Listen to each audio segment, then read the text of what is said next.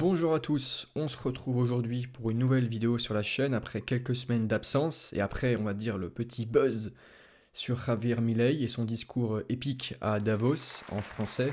Merci pour les vues, merci aussi à l'algorithme. Ça a permis de présenter la vidéo à beaucoup de gens et j'espère que la parole libertarienne continuera de se libérer. Aujourd'hui on enchaîne avec une vidéo sur Mayotte, qui est un peu dans toutes les bouches. On parle de sa situation catastrophique dans tous les médias, en tout cas sur beaucoup de plateaux.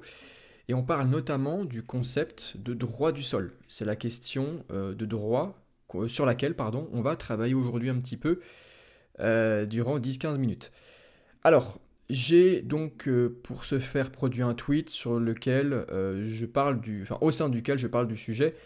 Et le tweet vient à la base d'une réponse à Viktorovitch, donc qui est un vidéaste de gauche plutôt, et qui intervient aussi sur des plateaux, notamment pour démonter un peu la rhétorique des hommes politiques, mais toujours pour insuffler son venin socialiste, gauchiste, que vous voulez. Bon, après, c'est son jeu, c'est la voie qu'il s'est choisie, ce monsieur, mais en tout cas, moi, j'en ai profité pour rebondir pour parler en fait tout simplement de ce qu'est le droit du sol, et je conclus en disant ce qu'il faudrait faire concernant donc la situation à Mayotte. Évidemment, ça concerne la liberté, vous vous en doutez bien. Alors, le concept de droit du sol stipule qu'un individu acquiert la nationalité d'un pays simplement en y naissant, indépendamment de la nationalité de ses parents. Du point de vue libertarien, cela peut nous amener à plusieurs réflexions. Donc on pose les bases, on pose une définition, a priori qui est la plus universellement reconnue, simplement, voilà, c'est ce qui se passe concrètement. Vous naissez sur un territoire étant délimité par des frontières, par une zone fiscale qui appartient à un État et qui applique ses lois, ses règles, son arbitraire dessus, et aussi évidemment sa législation, sa violence légitime. Voilà, c'est le territoire d'une entité supra-individuelle qu'on nomme État, et au sein duquel en démocratie se relaient les gouvernements, ok, ça c'est clair, et la loi donc prévoit pour les gens qui naissent sur un tel territoire d'acquérir la nationalité du territoire concerné ou du pays concerné. Donc en France, cette loi existe et s'applique. C'est ce qu'on appelle donc le droit du sol. Et évidemment, puisque en France, on a une tradition ultra centralisatrice, jacobine, uniformisatrice, si vous me permettez un peu le mot, tout ça, ça fait que, en gros, Mayotte, qui est française depuis 1841, me semble-t-il, bénéficie, ou pas, du coup, ou pas, de ce droit du sol aussi. D'ailleurs, c'est pour ça que la députée Estelle Youssoufa, sur les plateaux, n'arrête pas d'appeler à l'abolition du droit du sol qui, pour eux, semblerait-il, pose problème. Bon, évidemment. Et me concernant, c'est pas vraiment la ligne que je vais emprunter. Moi, je vais être strictement libertarien et faire du droit naturel à vos côtés. On commence donc la réflexion sur le droit du sol.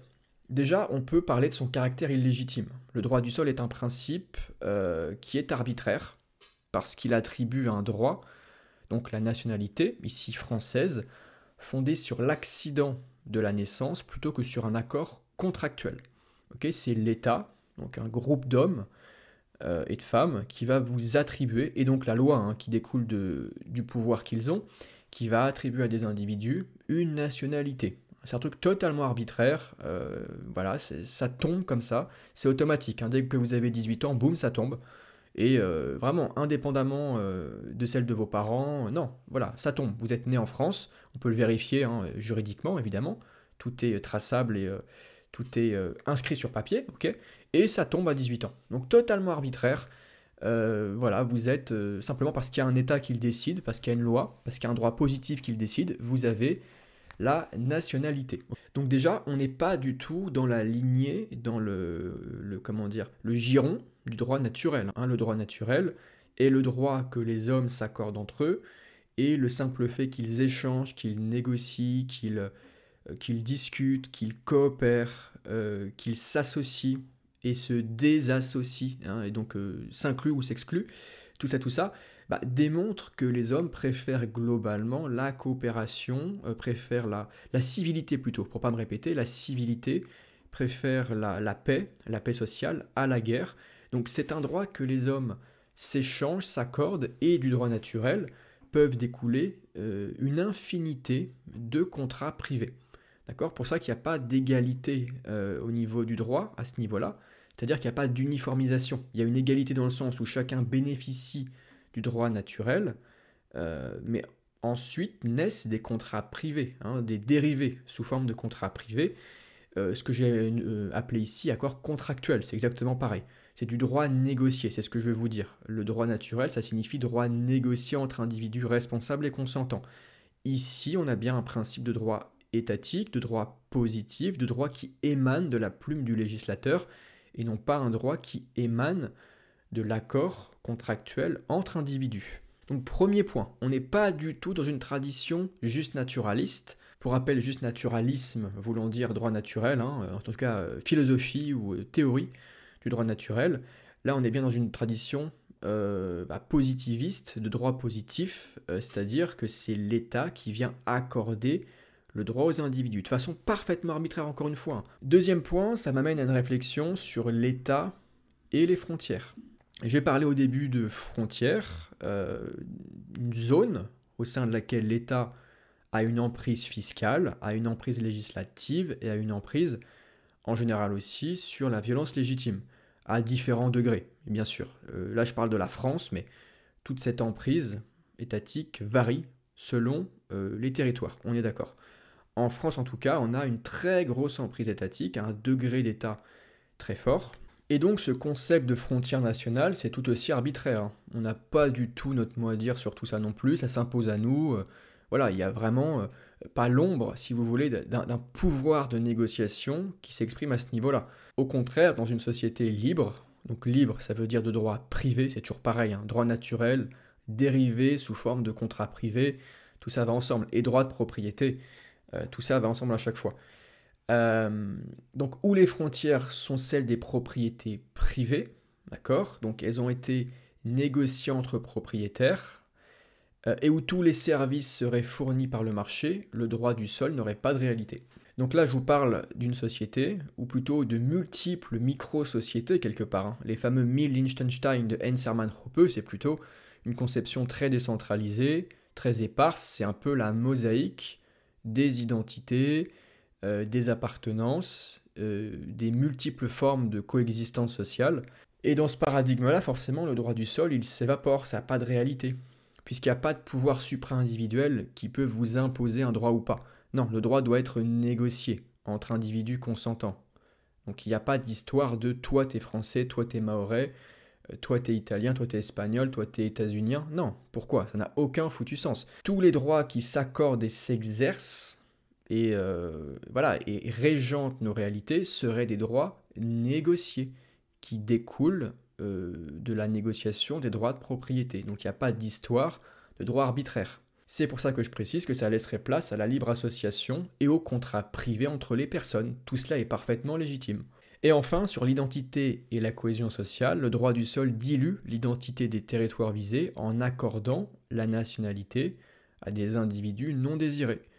À terme, les déstabilisations produites favorisent le renforcement de l'État afin de gérer les conséquences sociales qu'il aura lui-même générées. Bah oui, forcément, quand vous faites venir par dizaines, par centaines, par milliers, par dizaines de milliers, voire parfois beaucoup plus, chez nous par centaines de milliers en France, des individus qui n'ont pas été explicitement désirés par les habitants des zones envahies, bah oui, forcément, vous déstabilisez socialement les territoires. Les gens n'ont aucunement accordé leur consentement, ils n'ont jamais eu leur mot à dire. Ils subissent, c'est tout, ils subissent le droit arbitraire de l'État, donc là le droit en l'occurrence du sol et plus globalement de toute façon toutes les politiques migratoires, ils subissent, c'est tout, point.